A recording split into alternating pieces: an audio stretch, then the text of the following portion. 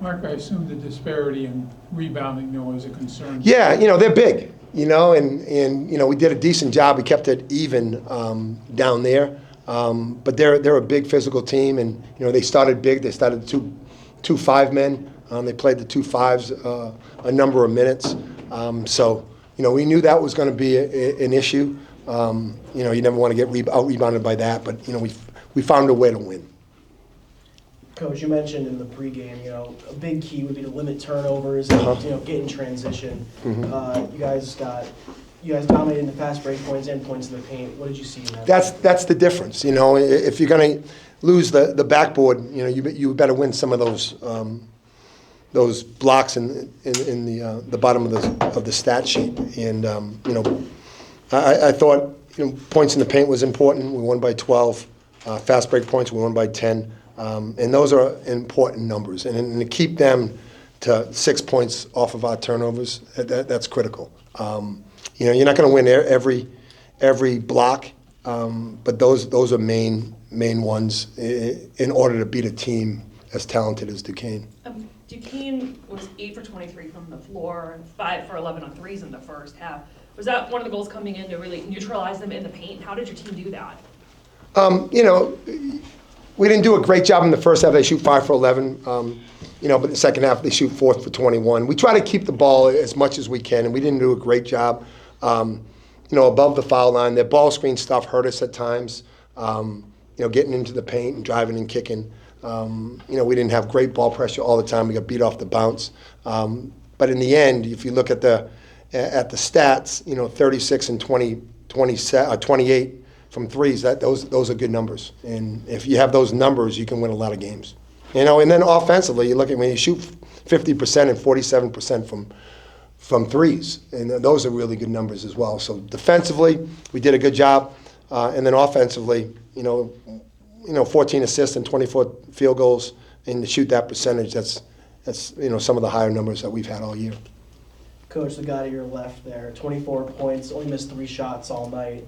4 rebounds, 5 steals, only 1 turnover. What do you think? He played really well. He played well, and that's one of the, him and Melvin were the 2 reasons from an offensive standpoint where we won. Other guys did, chance got to the foul line, but Lajae and Melvin were offensive guys, and they missed. They shoot 16 for 25, 6 for 11 from threes, and when they're doing that, then we're a better team. Lajae, you had that steal with about a minute left. Your team goes into timeout, 3 left. What's the message among the team to kind of, maintain not just the lead, but to maintain your poise in this final minute? I mean, one thing I learned was to never be too high, never be too low. Just stay the same and stay consistent. As long as you stay consistent, it'll be easier to win games just like that. We hit adversity, and we overcame it. How did you see your team stay consistent on the court in that final minute? Just keeping everyone together. We knew what we had to do to close out the game, and we did great on that. Coach, you mentioned how Melvin really helped down the stretch. We've seen it against VCU here earlier in the season, but what does it say about his ability to really galvanize his team down the stretch? He's got a tough job. Like I said, since the 6th or 7th game, he's playing out of position, but he hasn't let that affect his game. He plays with that joy, that energy. He leads us. And he had 4 assists and 3 turnovers, which was, not the best game from a assist-turnover ratio, but, he made the big shot, that 3. He makes big shots when you need them, and he makes big plays, and we wouldn't be here without the efforts that he's given us all year. And Melvin, what were you seeing on the offensive side that led to that much success in the second half? Really just attacking the 5-man, and then the 5-man helped dumb it down to Noel, then just work off what Noel was going to do. And, Noel get double teamed, so it was better for us to get open.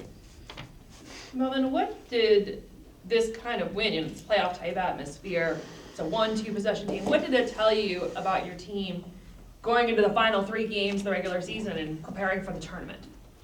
We can fight with anyone. As long as we got effort, we can compete with anybody. Melvin, even though it sounds like you have another year of eligibility if you want it, what did it mean to you to get a win on your senior day here at Bonaventure? Oh, it means a lot. It means a lot to me seeing my family in the stands and getting that W. So that means a lot. Lajae, the same question that I asked Melvin, what did this kind of win and this kind of atmosphere tell you about your team as it's preparing for the final 3 games and for the Atlantic 10 tournament? I mean, we just know we need to get hot because it's the end stretch of the season. We want to place ourselves in good seeding for the tournament. Right now, I'm pretty sure we're at a single bye. We're trying to work our way up to double bye, make top 4. But it's still 3 more games to go. Just get better every day. Off the court stuff with taking care of your body and getting to the gym and having great practices and things like that. Coach, from when you first started recruiting your seniors to now, on and off the court, what type of growth have you seen from them? Well, it's unusual. Usually when you have seniors, you have them for 4 years, and you build relationships, and it's just different. These 2 guys we've had for 2 years, and, Chance, and if you talk about Chance and Melvin and Noel, it's a little bit different, but they still a part of your family, and it's hard. When you're a senior, you always remember your senior day, and when it's over, and Noel will come, when that happens, hopefully it's 5, 6, 7 games from now, but it's almost like it's an empty feeling, and even as a senior day, it's really, once all the emotion gets off, it's exhausting, because you put so much effort into this thing, and he's been playing since he's a little kid, and it's hard. And and hopefully Melvin, gets the year back, and but everybody goes through it. And once it's over, it's over. And that's why I tell the guys all the time, you gotta, when you have it, you gotta appreciate it.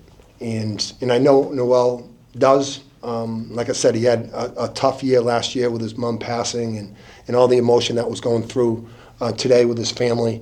But it's he deserves this. And the other 2 seniors as well. But as I said, hopefully they have another senior day. But with Noel, it's over, and I'm glad we won for him. Melvin, what's the goal for this team in the final 3 games of the regular season? Like what Jay said, to get that double bye, that's the goal.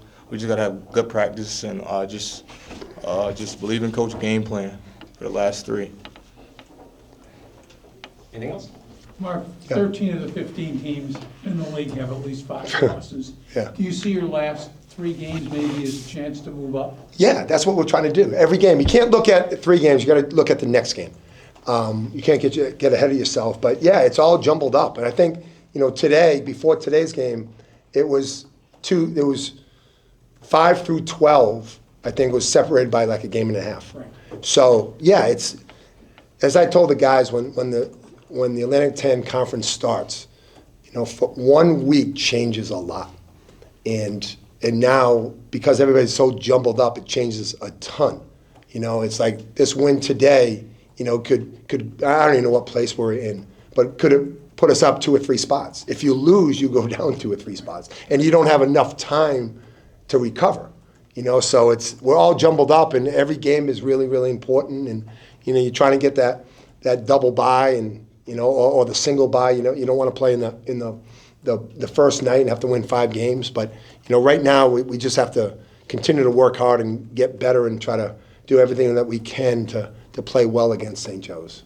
And then winning takes care of everything. But you have to take it 1 game at a time.